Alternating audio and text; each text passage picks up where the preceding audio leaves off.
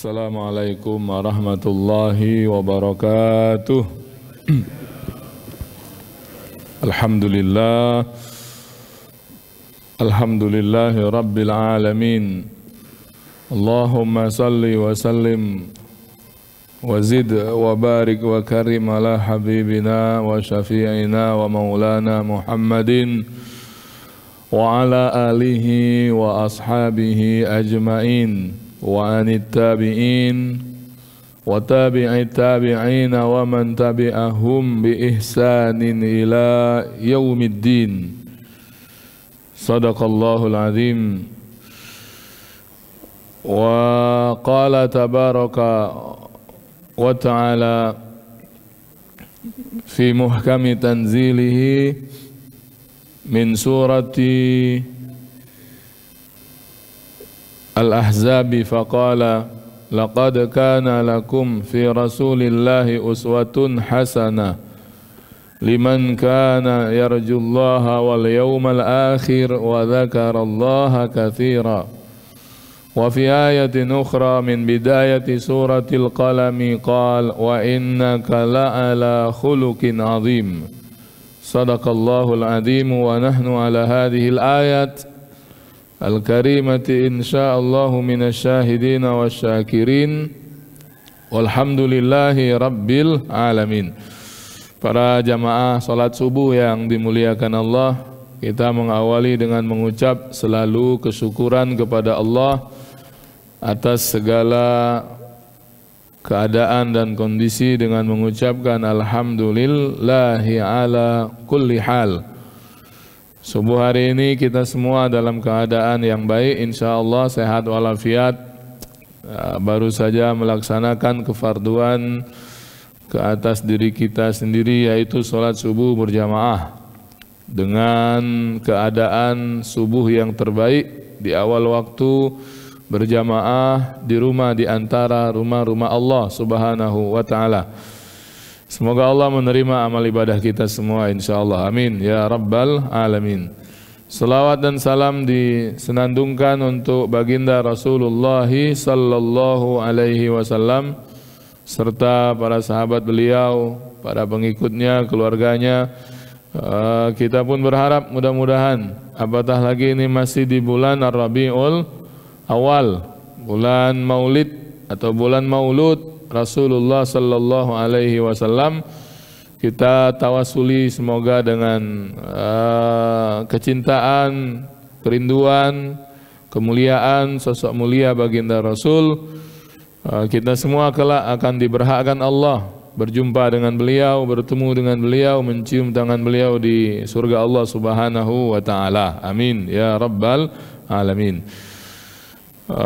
Bapak Ibu jamaah yang berbahagia, kita sambung kajian pada pembahasan Fiqhus Sirah An-Nabawiyah yang disusun oleh Imam atau Syekh Muhammad Said Ramadan Al-Buti, seorang ulama asal Suriah yang dikenali sebagai ulama Ahlus Sunnah wal Jamaah, ulama yang lurus, hanif, yang Allah jadikan akhir kehidupan beliau di jalan Allah. Mudah-mudahan dengan kita mengaji kitab ini jariah sampai kepada beliau.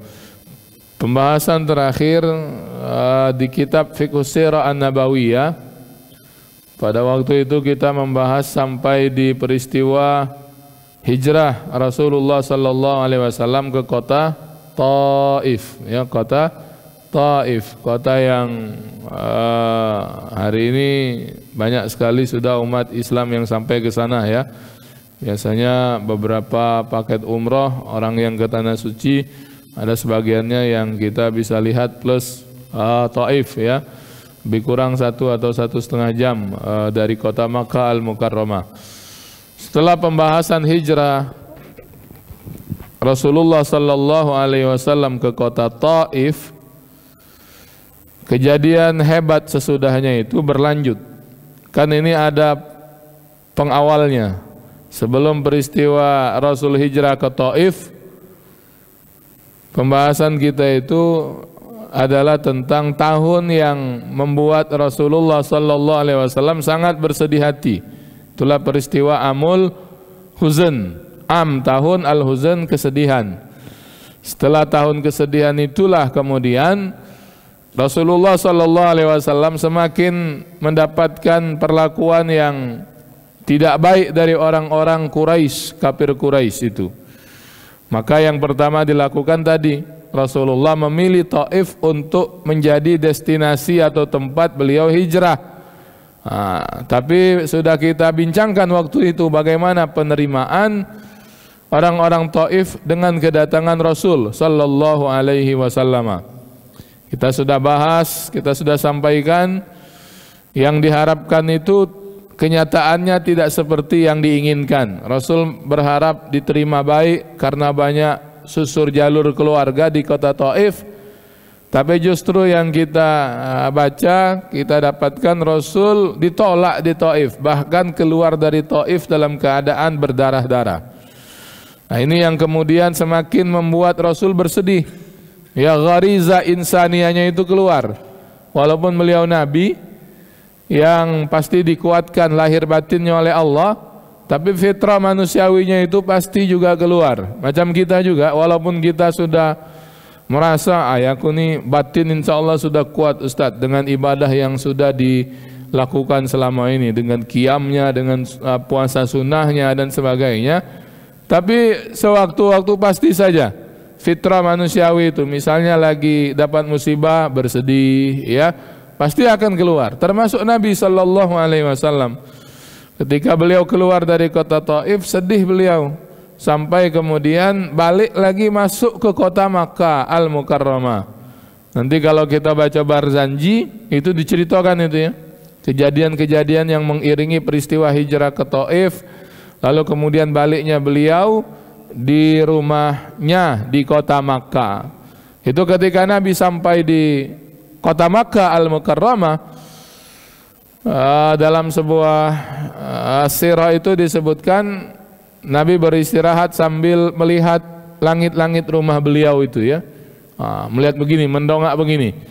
Lalu tiba-tiba dari arah atas atap rumahnya itu muncullah malaikat Jibril alaihi assalam, ya, malaikat Jibril alaihi salam yang kemudian pada akhirnya mengajak Rasulullah sallallahu alaihi wasallam melakukan suatu perjalanan, ya, suatu perjalanan yang perjalanan ini diantara intinya kalau kata beberapa guru kita itu tasliyatan, ya, untuk menghibur Nabi sallallahu alaihi wasallam yang sedang bersedih hati dengan peristiwa-peristiwa yang secara beruntun ya menerpa beliau, termasuk kehilangan Sayyidatuna Khadijah dan kewafatan pamannya Abu Thalib. Lalu peristiwa Taif yang juga tidak mengenakkan di hati beliau.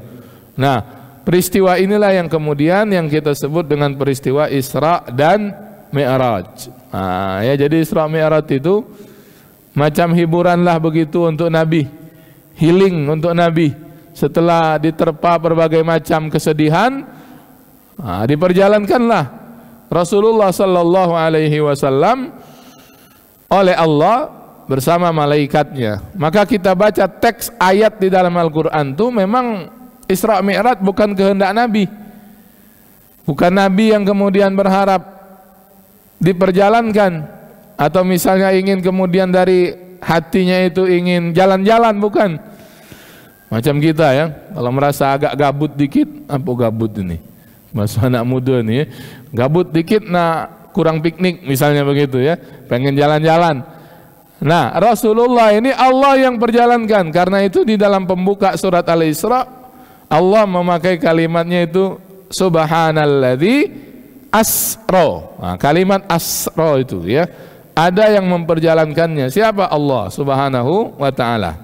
Nah, para jamaah yang dimuliakan Allah, jadi inilah peristiwa yang kemudian oleh Imam Sa'id Ramadan Al-Buti menjadi pembahasan khusus, yaitu mukjizat Isra dan Mi'raj.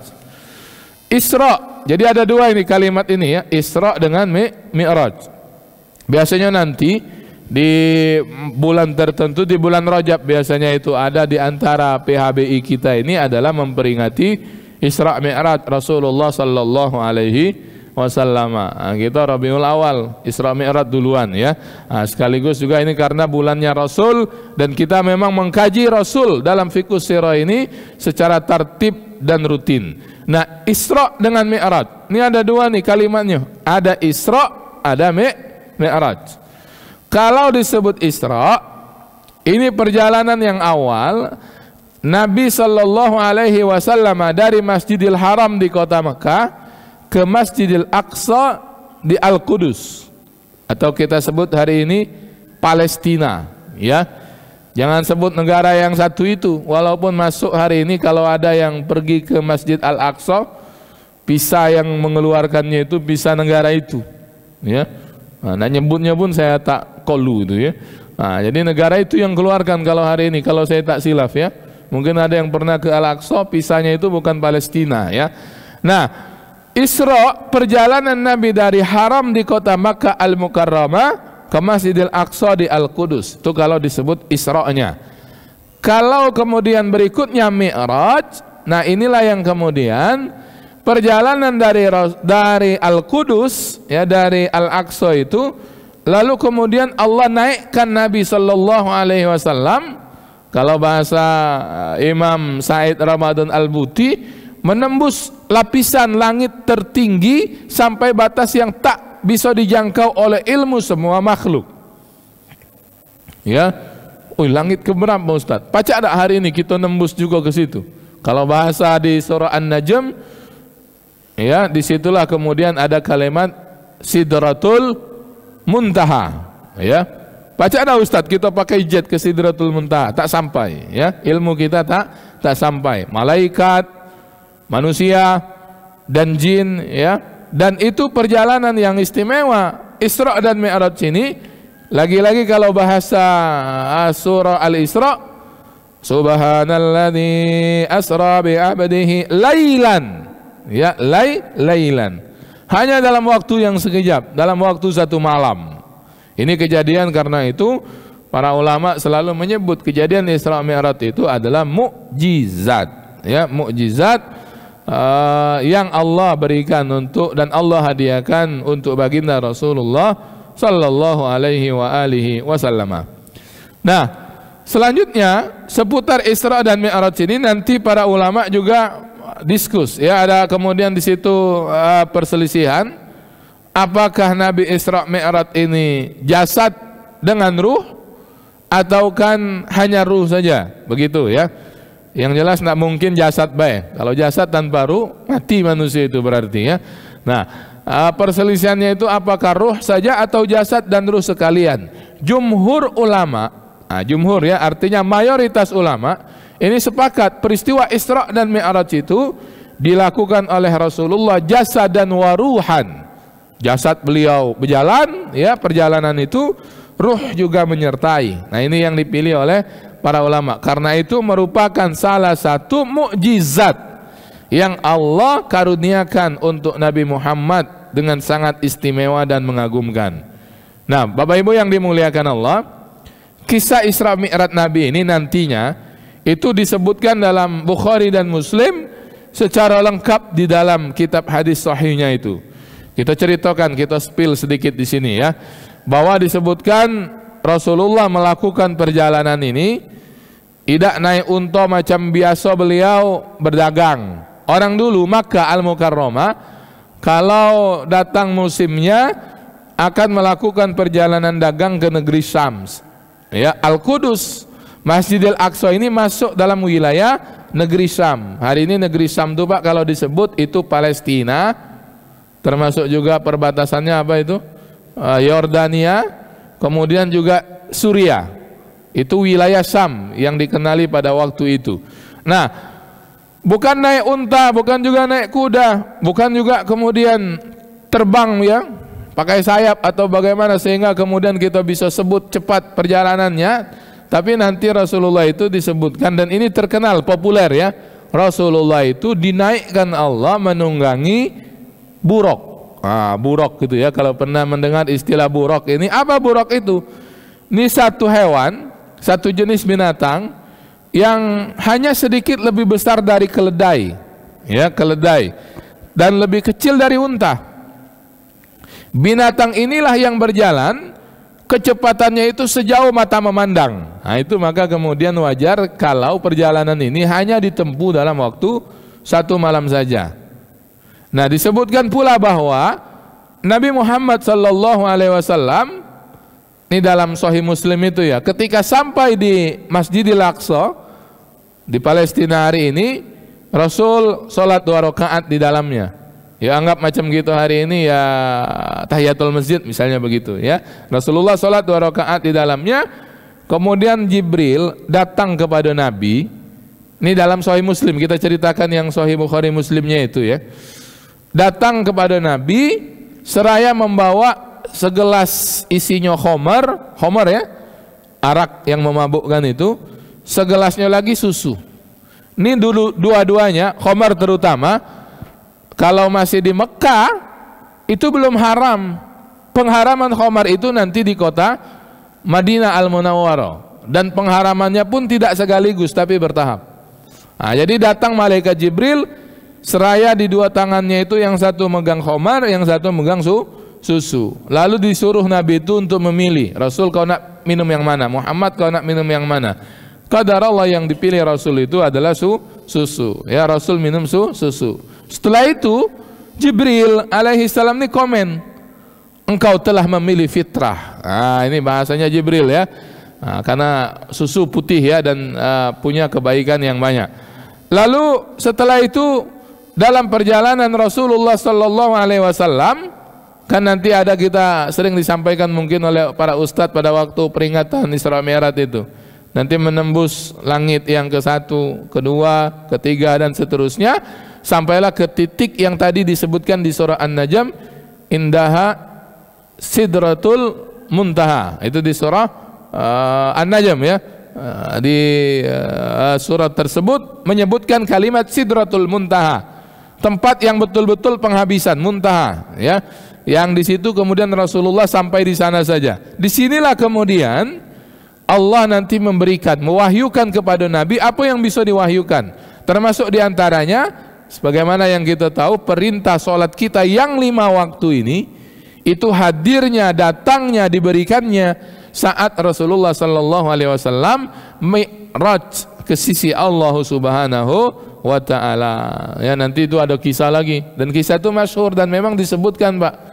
Yang awal mulanya Nabi SAW itu menerima perintah sholat ini berapa kali awalnya?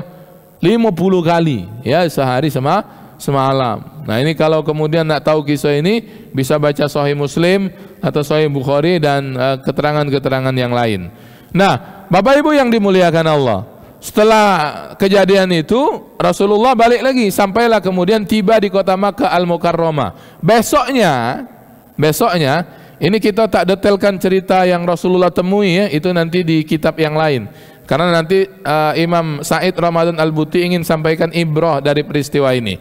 Besoknya itu Rasul sallallahu alaihi wasallam sudah ada lagi di kota Mekah.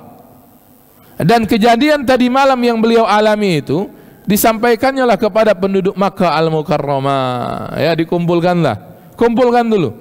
Ya, kalau macam kita nak dakwah juga, ya diundang orang itu. Sama Rasulullah juga, apalagi ini peristiwa istimewa. Nah, orang-orang musyrik ini ketika kemudian lalu kumpul, lalu kemudian nunggu Muhammad ini nak ngapakan kita puluh hari ini, kan begitu ya. Muhammad ini nak ngomong apa lagi untuk kita hari ini.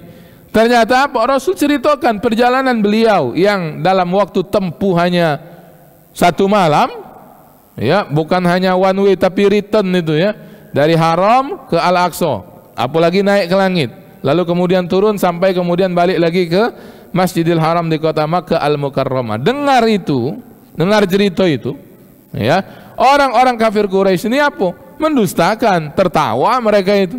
Oi, Muhammad ini, ya, macam tak tahu kita ini lah biasa jalan ke negeri Syam itu, lebih kurang begitu ya. Sehingga sebagian mereka itu akhirnya, karena Rasulullah juga ngotot, ya, Rasulullah menyampaikan itu ya dengan yakin bahwa memang karena Rasul mengalami. Akhirnya apa? Sebagian orang Quraisy itu menantang Nabi, ya, menantang Nabi sallallahu alaihi wasallam untuk menggambarkan Baitul Maqdis itu, ya, menggambarkan Al-Aqsa itu.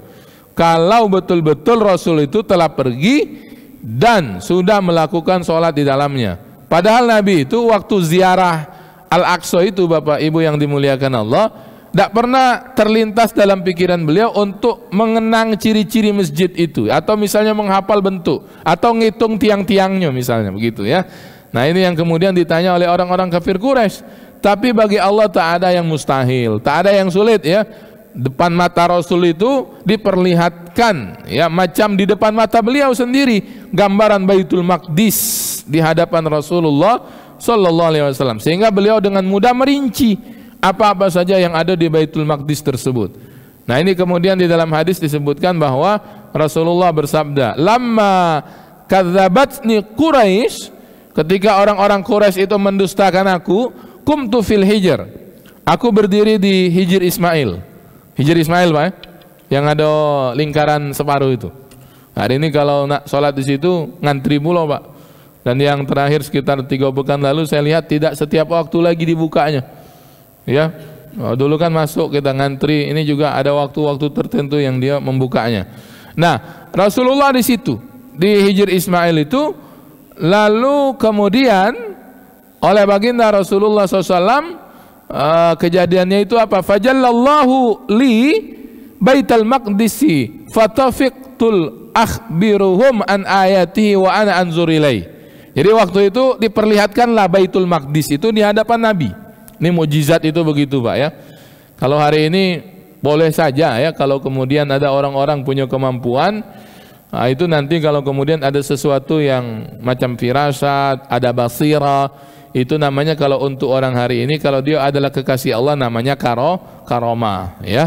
Kalau orang biasa punya kejadian khusus namanya mauna. Nah, kejadian waktu itu Al-Aqsa itu macam depan Nabi. Nah, diperlihatkan. Tetapi di depan Nabi itu orang-orang kafir Quraisy ya. Sehingga kemudian para jamaah yang dimuliakan Allah, Rasul mudah mengabarkan tiang-tiangnya depan mata beliau, macam depan mata beliau, macam dibukakan tabir ya, macam didekatkan oleh Allah. Jarak yang jauh itu disekat lalu kemudian diperpendek oleh Allah sehingga seolah-olah Baitul Maqdis itu depan mata mulia baginda Rasul Sallallahu Alaihi Wasallam. Sampaikanlah oleh Nabi ke orang-orang musyrik tuh, kamu nak tanya apa tentang Baitul Maqdis? Nak ciren yang mana? Nak nanya tiang? Kusebutkan ini jumlah tiang yang ada di Baitul Maqdis. Nak ciren yang apa lagi? Nak tanda yang apa lagi? Aku jawab. Ya, sampai kemudian itulah yang dilakukan Rasul ketika ditantang oleh orang-orang musyrik kafir Quraisy Mekah untuk kemudian menolak cerita Nabi Sallallahu Alaihi Wasallam itu. Ya, kalau kita macam hari ini, Pak, habis akal ini Muhammad ini ada niat apa pergi? Tapi tidak mungkin semalam. Tapi tahu kalau dia bentuk Baitul Maqdis itu. Ya, bukan zaman main hari, Pak. Ya, kalau ada orang bertanya, kakek, tunggu bentar. Buka Google, misalnya itu ya. Nah, buka Google ya. Iya, Baitul Maqdis keluar gambarnya misalnya. Masjidil Aqsa keluar gambarnya. Rasulullah tidak. Bahkan disebutkan Rasul itu kali pertama datang ke Baitul Maqdis. Ya, sehingga kemudian kalaulah bukan pertolongan Allah dalam bentuk ditampakkan, diangkat hijabnya itu, jarak yang jauh itu, maka niscaya Rasulullah tidak bisa jawab.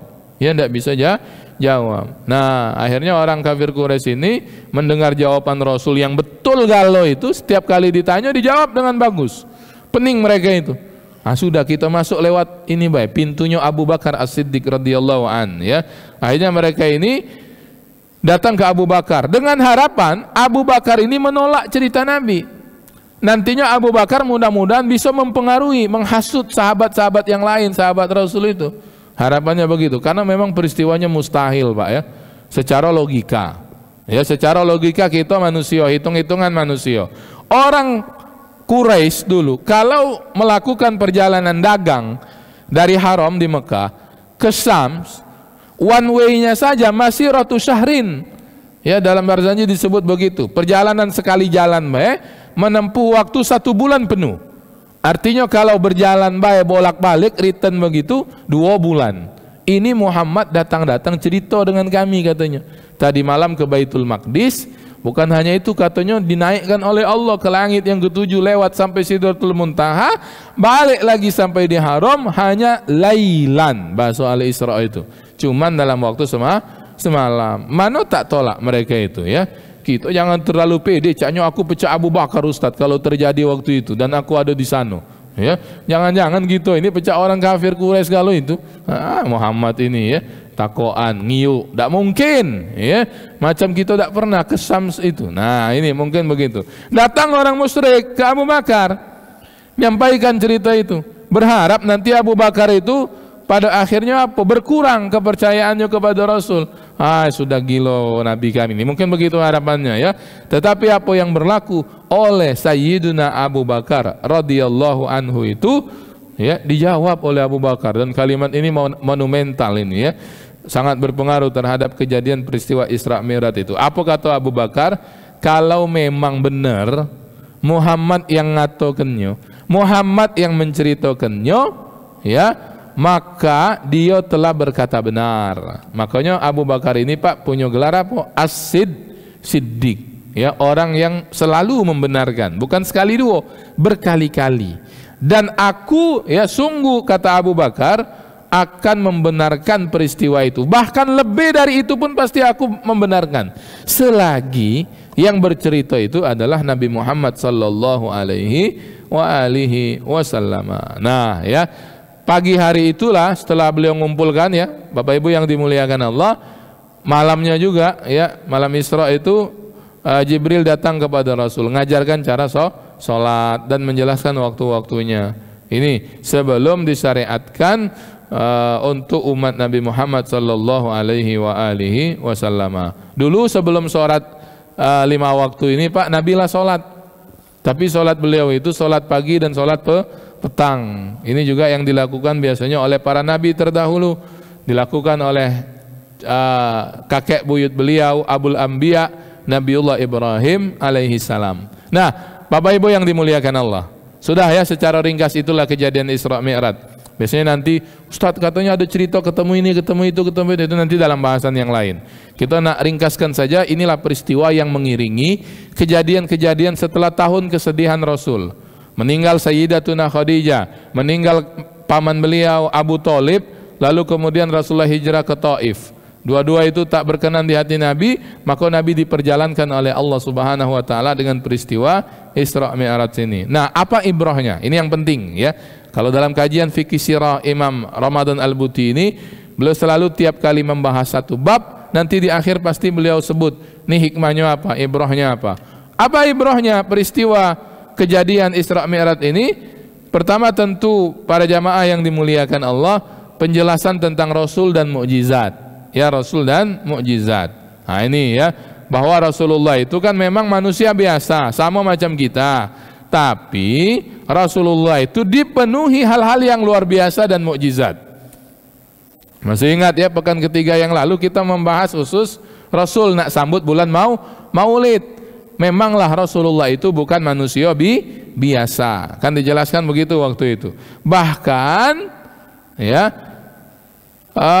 Rasulullah Shallallahu Alaihi Wasallam itu adalah sosok yang kemudian hidupnya itu sama macam dengan kita, walaupun disebutkan beliau istimewa, sehingga nanti kejadian-kejadian yang mengiringi beliau ya kejadian pecah kita. Kalau berperang kena sayatan, kena panah ya luka berdarah, sama betul ya. Tapi kemudian yang membedakan nanti adalah Rasulullah dijaga oleh Allah Subhanahu wa taala. Nah, kejadian Isra dan Mi'raj ini peristiwa yang di luar nalar, tadi kita sebut. Tetapi inilah kehendak Allah untuk Nabi pilihannya, diberikanlah mukjizat dalam bentuk peristiwa Isra dan Mi'raj. Ya, jadi Isra Mi'raj ini Bapak Ibu, ini mukjizat. Kalau bukan karena mukjizat Allah, tidak baca. Tadi kita sebut dari Masjidil Haram ke Al-Aqsa. Secara logikanya mereka ini tahu kalau dari Haram di Mekah ke Al-Aqsa di Palestina, jarak tempuhnya itu dari sisi hari kita perjalanan 1 bulan. Itu perjalanan 1 arah. Perjalanan 2 arah bolak-balik tentu dikalikan saja. Berarti apa yang diceritakan Muhammad ini tidak masuk akal. Nah, kalimat tidak masuk akal itulah pengertian mukjizat itu. Kan kalau pengertian mukjizat itu amrun khariqun lil adah. Kejadian yang di luar logika. Kalau mukjizat disebut mukjizat berarti kejadian di luar nalar itu kejadian yang diberikan oleh Allah kepada Nabi dan Rasul. Tadi saya sebut Pak, Ustadz, apa masih ada kejadian di luar nalar itu? Masih mungkin terjadi hari ini. Kalau terjadi pada orang soleh, itu istilahnya berbeda. Namanya apa? Karomah. Ya. Nah, karomah, dan itu tak bisa dipelajari karomah ini, keramat ini ya, itu mauhibah, pemberian Allah Subhanahu wa taala. Kalau terjadi pada orang-orang biasa, itu disebut dengan maunah. Nah, ini untuk perbedaan istilah ya, tetapi fungsinya sama. Contoh maunah ini saya ambil contoh yang ini karena guru-guru kita selalu nyontohkan yang itu lagi kalau bahas maunah. Contoh misalnya ada nenek-nenek tua nenek itu ya, nak nyebrang jalan. Nyebrang jalan dia itu. Nah, nyebrang jalan ya namanya nenek tua, mungkin awasnya lah berkurang ya. Ketika dia ada di tengah jalan tuh misalnya dari arah sebelah kanan atau sebelah kiri ada nampak mobil misalnya melaju dengan kencang, hitungan matematiknya nenek ini bakal kena tumbur ya oleh kendaraan itu. Tapi qadar Allah, ini maunah namanya itu ya. Ketika misalnya mobil itu sudah dekat dengan nenek itu, tiba-tiba nenek itu loncat misalnya begitu ya, loncat salto bila perlu itu ya, tahu-tahulah sampai di trotoar di depannya itu. Yang ini kalau dipikir secara logika tidak mungkin. Ya, tidak mungkin. Nenek itu sendiri mungkin takjub. Nah, itu maunah tadi itu ya. Jangan dicacak ke nenek itu, nak kucubo sekali lagi. Kejadiannya itu ya. Kalau dicubokan sekali lagi itu ya. Nah, ini namanya maunah. Nah, sama macam kejadian Isra Mi'raj ini mukjizat ya, kejadian di luar nalar. Nah, terjadi pada Rasul sallallahu alaihi wasallam. Ya, kalau secara teori-teori manusia ya tidak bisa Pak nerimo. Maka itu menerima peristiwa Isra Mi'raj ini bukan dengan logika tapi dengan iman bahwa kejadian itu adalah mukjizat. Yang ngawikinya siapa? Allah. Allah kalau sudah punya kehendak, innama amruhu idza arada syai'an yaqula lahu kun fayakun. Ya, tidak ada yang mustahil bagi Allah. Tidak ada peristiwa yang mustahil bagi Allah Subhanahu wa taala. Nah, ini Pak, Bu ya, yang pertama tentang ibrah, bahwa menerima kejadian Isra dan Mi'raj ini itu mukjizat dan menerimanya dengan kekuatan iman kepada Allah Subhanahu wa taala. Ya, jadi bukan dengan logika. Kalau logika kita mentok, otak kita tak sampai. Macam mana boleh perjalanan sebulan ya hanya kemudian dilakukan dalam waktu 1 malam. Ini yang pertama. Yang kedua, ini saya ambilkan dari Sayyid Ramadan Al-Buti, beliau ya Allah yarham. Kedudukan mukjizat Isra dan Mi'raj di antara peristiwa-peristiwa yang telah dialami Rasul pada waktu itu. Tadi kita sebut ya, ini tadi yang kemudian kalau kita mau simpulkan, peristiwa Isra Mi'raj ini dalam rangka tasliyatan, untuk kemudian menghibur Nabi Muhammad sallallahu alaihi wasallam. Takkan manusia terbaik ini dibiarkan oleh Allah bersedih terus. Ya, kita bayar Pak kalau tengok orang rumah kita atau siapapun orang yang kita cintai macam tak kena terus misalnya ya, macam merengut terus, ini ada yang salah ini. Ya, rupanya dia tuh minta ajak piknik misalnya itu, ajak berjalan, tak usah jauh-jauh laki ya, pergi bayar ke mana misalnya itu ya, ke mall apa misalnya itu ya, tak usah jauh-jauh, atau memang pengen berjalan nian berdua dan sebagainya. Rasul begitu juga, sedih, ninggal istrinya Khadijah, ninggal pamannya Abu Thalib. Lalu kemudian hijrah ke Taif, harapannya didukung oleh keluarga di Taif tapi ditolak. Nah, Rasulullah sallallahu alaihi wasallam kemudian sebagai manusia biasa yang bersedih, maka diberikanlah semacam tasliyah, hiburan untuk beliau. Ya, hiburan Nabi itu tetap kemudian dalam rangka lingkup ibadah kepada Allah. Karena itu nanti kejadiannya itu ya kejadian yang kita tahu ini. Rasul dapat perintah untuk sholat, Rasul kemudian bahkan mendapatkan kejadian-kejadian yang itu jadi bekal beliau untuk melanjutkan dakwah kepada orang-orang ini ya. Nah, inilah yang kedua sebagai hikmah. Jadi ibrahnya itu perjalanan Isra Mi'raj ini untuk menghibur Nabi Muhammad sallallahu alaihi wasallam. Selanjutnya masih kata Syekh Ramadan Al-Buti, makna yang terkandung dalam perjalanan Isra ke Baitul Maqdis itu ya. Nah, ini jamaah yang dimuliakan Allah nak nunjukkan tingginya dan mulianya kedudukan Baitul Maqdis itu. Ya. Pada waktunya nanti bahkan Baitul Maqdis ini jadi kiblat.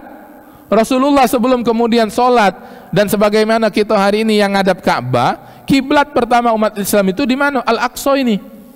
Ya. Beberapa waktu Nabi itu sholatnya di menghadap Baitul Maqdis. Sampai nanti datang untuk perintah Allah mengalihkan wajah beliau itu menghadap ke arah Ka'bah yang ada di Masjidil Haram. Makanya nanti ada di sana itu masjid apa itu? Kiblatain. Nah, ada namanya Masjid Kiblatain, masjid dua kiblat. Ditengarai disitulah kemudian turun perintah Allah untuk menukar dari arah kiblat menghadap Baitul Maqdis menuju Baitullah Al-Haram di kota Makkah Al-Mukarramah. Nah, karena itu memang Al-Aqsa ini lain Pak dengan masjid yang lain. Dia termasuk bahkan disebut oleh Nabi. Nah, ini kalau orang travel atau orang yang sedang manasik itu selalu disampaikan. Nabi pernah berpesan Pak dulu, la tasuddur rihal illa salasa masajid. Kamu tidak disuruh pergi, tidak disuruh rihlah, tidak disuruh melakukan perjalanan kecuali menuju 3 tempat, 3 masjid. Ya, destinasi ini. Masjidil Haram di kota Mekah, Masjid Hada, Masjid Nabawi di kota Madinah, masjidku kata Nabi, yang satu lagi Masjidil Aqsa, ya. Nah, mungkin di antara jamaah di sini ada yang sudah pernah ke Haram atau mungkin sudah pernah ke Nabawi. Biasanya satu paket itu kalau kita umroh atau haji, dua-dua masjid itu pasti kita lalui. Nah, tapi ada satu yang belum, misalnya Ustadz, apa Al-Aqsa? Berangkatlah kalau ada rezeki, ya. Kalau ada kemudian kemampuan, pergilah ke situ. Karena memang dipinta oleh Nabi sallallahu alaihi wasallam. Dari segi fadilat, kalau Masjidil Haram salat di sana 100.000 kali lebih baik. Kalau Nabawi 1.000 kali lebih baik. Nanti dalam riwayat disebut Masjidil Aqsa, salat kita di dalamnya 500 kali lebih baik dibandingkan salat di tempat-tempat yang lain, ya. Mudah-mudahan kita semua diberikan kemampuan oleh Allah sebelum wafat dapat ziarah ke Baitul Maqdis. Amin, ya. Apalagi kalau kemudian Baitul Maqdis Al-Aqsanya itu sudah tidak lagi menggunakan pisah yang satu itu. Dalam artian sudah dibebaskan dan kembali ke pangkuan umat Islam, ya. Itu yang ketiga. Yang keempat, tadi kita nyebut ada Rasulullah itu ketika diberikan pilihan oleh malaikat Jibril khamar dengan susu, Nabi milih susu, ya. Lalu apa kemudian ibrahnya ini simbolik bahwa Islam itu putih, fitrah, ya, agama yang sesuai dengan tuntunan manusia dari dulu sampailah hari kiamat nanti. Sehingga kemudian dalam Islam ini Pak, Bu, tak ada sesuatu pun yang bertentangan dengan fitrah itu, tabiat manusia, tidak ada. Ya, seandainya misalnya fitrah itu berbentuk jasad, itu niscaya Islam ini akan menjadi bajunya yang pas, ya, itu. Nah, inilah kemudian Islam ini akhirnya apa? Cepat diterima, cepat kemudian menyebar. Memang di Mekah itu periode untuk tempah Nabi. Nanti kalau Nabi sudah di Madinah, lalu diteruskan oleh Sayyidina Abu Bakar, Umar, Islam itu cepat nyebar itu, ya. Dalam waktu yang hanya bilangan tahun, tidak seperti agama yang lain yang lambat, Islam ini cepat menyebarnya itu. Nah, ini yang kemudian menjadi kelebihan daripada syariat yang Allah turunkan bersama Nabi kita Muhammad sallallahu alaihi wasallam. Yang terakhir, yang tadi itu jumhur ulama nyebut bahwa Rasulullah Isra Mi'raj ini kedua-dua sekali dengan jasad dengan ruh, ya, termasuk pertemuan yang kemudian bahwa Rasulullah menerima perintah untuk sholat yang 5 waktu itu ketika sampai di Sidratul Muntaha. Nah, inilah ya Bapak Ibu yang dimuliakan Allah. Jadi Isra Mi'raj ini bukan mimpi, bukan hayalan, bukan khayal, tapi kejadian nyata berlaku pada diri Nabi Muhammad sallallahu alaihi wasallam, dan itu adalah mukjizat dari Allah. Sehingga menerima mukjizat itu Pak seluruhnya dengan iman. Kalau kita misalnya bertemu dengan mukjizat atau cerita mukjizat, kalau dengan logika tidak mungkin, ya. Tidak mungkin kayu itu dilempar jadi ular, tidak mungkin kayu itu, tongkat itu dipukulkan ke laut, laut terbelah, ya. Cacaklah oleh kita misalnya Sungai Musi itu, nah, ya. Nah, pakai tongkat, pakai rotan, tap sampai kita penat, ya, tidak terbelah-belah sungai itu, ya. Itu mukjizat, yang mainnya mukjizat, dan mukjizat hanya bisa diterima dengan iman kepada Allah Subhanahu wa taala, ya. Saya rasa itu saja ya untuk materi hari ini. Inilah peristiwa yang salah satunya sangat istimewa pada perjalanan dakwah Nabi sallallahu alaihi wasallam. Macam titik balik begitu, yang sebelumnya sedih, sudah kemudian peristiwa Isra ini semangat lagi begitu, ya. Harapannya begitu juga kita kalau sudah piknik, sudah jalan-jalan, sudah healing dan sebagainya, semangat lagi untuk menghadapi hari, untuk ibadah, untuk cari nafkah dan sebagainya. Nah, ini sebagai peristiwa yang bisa kita sampaikan dalam kajian Fiqhus Sirah hari ini. Semoga menambah khazanah tentang sirah nabawiyah, perjalanan hidup sebaik-baik makhluk ini. Apalagi sekali lagi ini bulannya Pak, ya.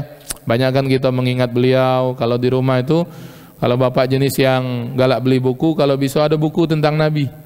Jangan sampai ada buku yang lain tak ada buku tentang Nabi. Banyak buku tentang Nabi, ambil salah satunya. Ya, terjemah sudah banyak hari ini ya, atau buku yang berbahasa Indonesia atau bahasa Melayu sudah ada, ambil. Jadi nanti kalau ada waktu kosong pengen baca buku, ada pilihan, oh buku tentang Rasulullah sallallahu alaihi wasallam. Ya, atau misalnya banyakkan zikir, baca sholawat kepada Nabi di bulan yang baik ini ya. Kita meyakini bahwa di antara yang tidak ditolak oleh Allah itu adalah sholawat kepada Nabi sallallahu alaihi wasallam. Saya rasa itu saja. Ada soalan enggak tentang ini? Isra Mi'raj. Yang jangan berat-berat Ustaz. Yang ringan-ringan weh. Baik, tafadhal Ustaz. Silakan. Hidup Ustaz. 6.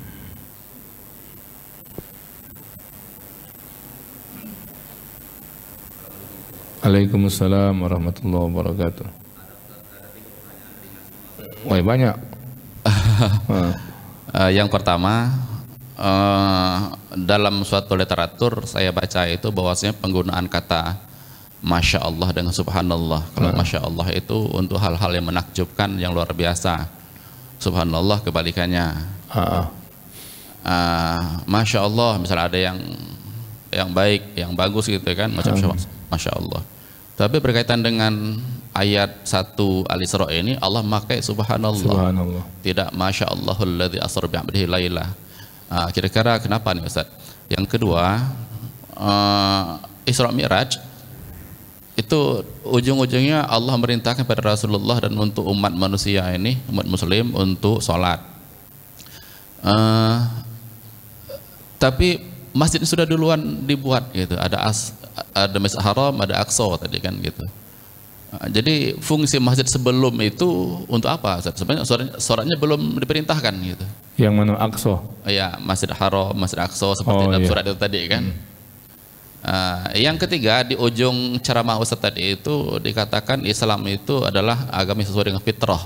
Dan itu tentu kita semua mengakui gitu. Nah, tetapi ketika disodorkan sebuah contoh misalnya tentang, mohon maaf ya, tentang poligami. Iya. Kayaknya nyaris seluruh perempuan tak suka gitu dengan poligami. Jadi seakan-akan ajaran agama yang bernama poligami ini seakan-akan tidak sesuai dengan fitrah. Ustaz, mohon penjelasannya. Ini berat ini pertanyaannya ini. Ya. Oke, 3 itu Ustaz ya. Ya, syukran Ustaz. Assalamualaikum warahmatullahi wabarakatuh. Waalaikumsalam warahmatullahi wabarakatuh. Baik, terima kasih pertanyaannya. Yang pertama tentang kalimat Masya Allah dengan Subhanallah ya. Ini saya juga mencoba menelusuri siapa yang kemudian mempopulerkan kalau Masya Allah itu untuk ini, kalau Subhanallah itu untuk ini. Kalau dilihat ayat-ayat Al-Quran, yang maksud saya begini, sebab yang membedakan Masya Allah dengan Subhanallah itu, sebagiannya ada yang nyebut kalau Subhanallah itu untuk perkara yang macam tidak baik, misalnya begitu, keburukan. Padahal kalau dilihat ayat, itu justru peristiwa-peristiwanya yang menakjubkan, mengagumkan, begitu ya. Contoh yang paling dekat ya kita yang ngaji Isra Mi'raj ini tadi, kan ini peristiwa mengagumkan, bukan yang buruk. Tapi Allah memilih kalimat tasbih, subhanalladzi asra. Atau misalnya di ayat yang sering dibaca oleh imam, apa itu ya? Alladzina yadhkuruna Allaha qiyaman wa qu'udan wa 'ala junubihim wa yatafakkaruna fi khalqis samawati wal ardh. Rabbana ma khalaqta hadza batila subhanak. Kan itu sama juga subhanallah. Dan itu kan sebelumnya itu sesuatu yang baik itu kan, tentang ciptaan Allah. Rabbana ma khalaqta hadza batila. Tidaklah engkau menciptakan segala sesuatu ini sia-sia. Itu kan pujian yang baik. Jadi justru kalau misalnya kita mendapatkan yang baik, kalau ikut beberapa ayat ini bisa menyebutkan subhanallah ya. Bukan untuk dipertentangkan sebetulnya, bukan juga untuk tempat-tempat yang khusus ya. Masya Allah ini kalau dilihat dari makna, bahkan bisa sebetulnya justru lebih dekatnya kepada sesuatu yang mungkin tidak mengenakan di hati malah. Jadi macam tertukar saya itu ya, yang saya lihat orang-orang menyebut itu. Kan kita ini ada kaidah kejadian itu kalau Allah tidak kehendaki tak akan terjadi. Tapi kalau kehendaki terjadi. Itu. Maka kemudian kita mengucap Masya Allah ya, Nah, itu yang kemudian. Nah, nanti ada lagi tambahan tabarakallah ya. Nanti memang kalimat-kalimat itu kalimat-kalimat thayyibah semua itu, karena kemudian menghubungkan kalimat lafzul jalalah. Jadi itu ya untuk yang pertama. Jadi justru sebetulnya kalau melihat ayat-ayat Al-Quran, subhanallah, untuk perkara-perkara yang baik, yang kemudian bukan perkara-perkara yang buruk atau mendengar yang buruk atau yang tidak baik. Itu satu. Yang kedua, apa tadi keywordnya saja Pak Ustaz? Oh, masjid tadi ya. Jadi apa fungsinya misalnya itu? Tadi kita sebut bahwa sebelum ada perintah sholat 5 waktu itu sudah ada sholat. Nabi itu sholat pagi dengan sholat petang yang biasa dilakukan. Sholat malam juga begitu ya. Kita tahu bahwa Rasulullah itu mendawamkan tahajud kalau kita nyebut hari ini, sebelum ada kemudian sholat yang 5 waktu. Bahkan nanti kita ketemu catatan-catatan untuk sahabat-sahabat yang as-sabiqunal awalun itu juga disuruh sholat malam, diwajibkan sebelum kemudian turun perintah sholat yang 5 waktu ini. Dan nabi-nabi terdahulu juga sholat Pak. Maka kita lihat syariat yang ada dalam Islam itu dilakukan kalau itu oleh nabi sebelum-sebelumnya. Nabi itu puasa, nabi yang itu zakat. Makanya zakat pun ada kalimatnya. Ada kemudian sholat dan sebagainya. Hanya saja nanti baru disempurnakan semua bentuk tata caranya itu, fikihnya itu oleh syariat Islam melalui baginda Rasul sallallahu alaihi wasallam. Jadilah dipakai walaupun kita membaca itu ya. Masjidil Haram yang di situ ada Ka'bah kan sudah ada sejak lama itu. Nabi sholat itu ya di tengah-tengah berhala. Karena yang berkuasa waktu itu orang yang sedang menyembah batu berhala itu. Rasulullah belum punya kuasa. Nanti berhala itu baru dihancurkan seluruhnya oleh Nabi ketika Nabi dalam peristiwa Fathu Makkah. Ya, balik lagi ke kota Makkah, tidak ada perlawanan dari orang-orang Quraisy kafir Makkah, ya, sehingga kemudian Rasulullah masuk dengan selamat. Dihancur ke galau itu berhala oleh beliau sallallahu alaihi wasallam. Jadi dipakai untuk sholat ya. Baitul Maqdis pun mungkin kan dulu ada Nabi secara turun temurun di Syams itu, dan mereka sholat di sana. Itu yang kedua. Yang ketiga, ini yang berat ini tadi itu ya. Iya. Kalau saya menyebut secara ringkas saja ya, bahwa itu fitrah dan itu kecenderungan yang hampir dimiliki oleh semua laki-laki ya. Karena itu memang pengkhususannya untuk laki-laki, tidak untuk perempuan mempunyai pasangan yang lebih daripada satu. Hanya saja memang ini bukan kewajiban.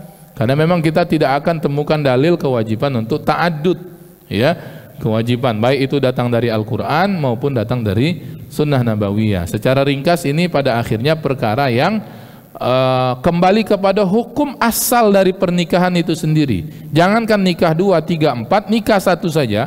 Kalau dalam kajian fikih hukumnya bisa berbeda-beda antara satu orang dengan orang yang lain. Hukum nikah itu kan asalnya mubah. Hukum nikah asal itu mubah Pak, boleh ya, tapi nanti dia bisa naik jadi sunnah, bisa naik bahkan jadi wajib, atau bahkan degradasi turun dari mubah menjadi makruh, atau sampai menjadi haram menikah itu. Dan ini berlaku untuk nikah 1, nikah 2, nikah 3, nikah 4 ya. Maka ada orang kemudian, Ustaz aku nikah lagi karena aku merasa akulah wajib. Yang lain, aku caknya wajib juga. Pas ditengok, kau bukan wajib, bahkan makruh kalau kau nak nikah lagi. Nah, tidak bisa disamakan ya, walaupun secara fitrahnya manusia memang lelaki, dan ini disebut oleh ayat di dalam Al-Quran, kita tidak bisa tolak. Zuyyina linnasi hubbus syahawat, dijadikan hiasan keinginan, kecenderungan syahwat, bahasanya itu zuyyina linnasi hubbus syahawat. Yang pertama disebut apa? Minan nisa. Sebelum anak-anak, sebelum duit, sebelum harta, sebelum kendaraan, yang disebut apa pertama? Perempuan. Tidak mungkin annas di situ perempuan juga. Aman perempuan dengan perempuan bahaya. Ya, maka annas di situ tafsirannya apa? Lelaki. Ya, nah itu. Karena itu kita tengok masing-masing kalau bab ini ya. Jangan merasa kemudian Aisyahnya diolah dua, aku nak dua juga. Pas tengok diri mudarat. Ya, bisa jadi jatuh haram. Ya. Itu lebih kurangnya begitu, Pak. Yang terlalu diperpanjang lah di sini ya. Iya, nanti sambil makan Pak, itu ya, atau yang lain-lain. Jadi itu saya rasa ya, insya Allah mudah-mudahan bermanfaat. Semoga Allah Subhanahu ada ketua nih susah nolaknya. Ayo silakan Pak Ketua. Enggak baca balik ya. Assalamualaikum Ustaz. Assalamualaikum warahmatullahi wabarakatuh. Masjid Aqsa itu kapan itu kalau haram kan tahu Nabi Ibrahim. Masjid Aqsa ceritanya itu di mana di awalnya? Masjidil Aqsa ini Pak Haji. Iya. Kalau Masjidil Haram jelas ya. Iya. Yang kedua, waktu Nabi lahir itu katanya berhala-berhala tuh tumbang nggak loh Ustaz? tahu-tahu ada lagi. Itu kira-kira Ustaz. Terima kasih. Baik. Kalau tentang kejadian kelahiran Nabi, ya, saya tidak menemukan tapi mungkin nanti ada yang nyebut ya Pak Haji ya. Misalnya berhala itu tumbang, yang ada itu misalnya tiang-tiang Kisra yang hancur ya, bukan yang di Masjidil Haram ya, tapi yang di negeri-negeri lain, yang itu menjadi lambang dan pertanda. Negeri-negeri itu kan punya khas-khasnya dari segi bahwa mereka itu ada Nasrani di sana, ada Yahudi dan sebagainya, yang membuat kaget mereka dalam peristiwa kelahiran Rasul sallallahu alaihi wasallam. Nah, itu jadi untuk kejadian kalau yang patung berhala itu yang di haram ya. Nanti boleh kita sama cek lagi ya. Kalau misalnya pas lahir Nabi juga berjatuhan, boleh jadi, tapi saya belum sampai bacaannya di situ ya. Nanti kalau ketemu kita ini kan. Tapi memang kejadian Rasul banyak kejadian istimewa yang mengiringi ya. Termasuk tadi runtuhnya tiang-tiang bangunan-bangunan di Kisra, kemudian padamnya api orang-orang Majusi ya pada waktu kelahiran Rasul sallallahu alaihi wasallam. Adapun Masjid Al-Aqsa ya. Ini kalau kita telusuri sering disebut masjid kedua yang dibangun di dunia. Berarti kedudukannya sesudah Masjidil Haram ya. Nah, ini sebagaimana hadis dalam riwayat Abu Dzar Al-Ghifari dalam Sahih Bukhari dan Muslim itu dikatakan Abu Dzar itu pernah aku bertanya wahai Rasul, masjid mana yang pertama kali dibangun? Ya, masjid mana yang pertama kali dibangun? Dijawab oleh Rasul apa? Masjidil Haram. Ya, Masjidil Haram ini kalau ditelusuri ya Ka'bahnya itu pertamanya itu ya, Ka'bahnya itu yang ada di dalam Masjidil Haram itu dibangun sejak bahkan asasnya itu oleh Nabiullah Adam dibantu malaikat Jibril. Nanti kemudian susunan naik-naik batu batanya itu dinaikkan oleh Nabiullah Ibrahim. Dalam Al-Baqarah itu kan ada ayatnya wa idzarfa'u Ibrahimul qawaida minal baiti wa Ismail, dengan anaknya Ismail. Lalu bertanya lagi Abu Dzar nih, sudah haram itu apalagi Nabi? Maka dijawab oleh Nabi SAW, kemudian Masjid Al-Aqsa ya. Ditanya lagi oleh Abu Dzar, jarak antara dua-dua masjid itu berapa lama Nabi? Beliau menjawab 40 tahun. Jadi ada di dalam hadis memang ya.